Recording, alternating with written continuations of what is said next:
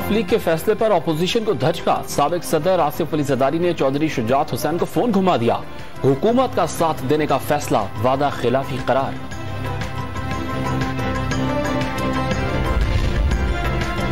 तहरीकी अदम एतमाद को नाकाम बनाने का मिशन। वजीर आजम की जेर सदारत सियासी कमेटी का इजलास जारी। चौधरी परवेज इलाही को वजीर आला नामजद करने के बाद की सूरत हाल का जायजा। MQM से मुज़ाकरात और मुनहरिफ अरकान कौमी असम्बली के मामलात पर भी गौर। वजीर आजम इमरान खान आज अरकान कौमी असम्बली से भी मुलाकात करेंगे। तहरीक अदम एतमाद पर नंबर्स का खेल अब भी बाकी। बलूचिस्तान अवामी पार्टी के 4 अरकान की हिमायत मिलने के बाद MQM पाकिस्तान के 7 वोटों का वजन सबसे भारी। मुनहरिफ अरकान भी अहमियत के हामिल। जिसे बेहतरीन वज़ीर आला कहते थे उसे कुर्बान कर दिया। ऑपोजिशन को नहीं, उस्मान बुज़दार को सरप्राइज मिला। लीगी रहनुमा शाहिद हकान अब्बासी का तंज।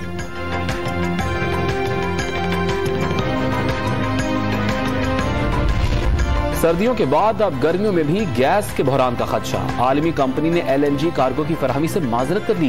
पीपल्स पार्टी रहनुमा सेनेटर शहरी रहमान का दावा।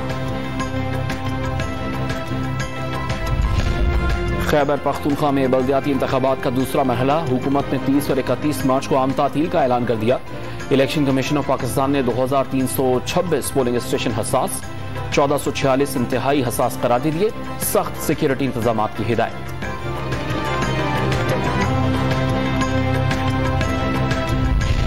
पेशावर यूनिवर्सिटी में ज्वाइंट एक्शन कमेटी का धरना 20वें रोज में दाखिल। Balochistan medical allowance, high house reservation और सब्सिडी समेत 16 मुतालबा।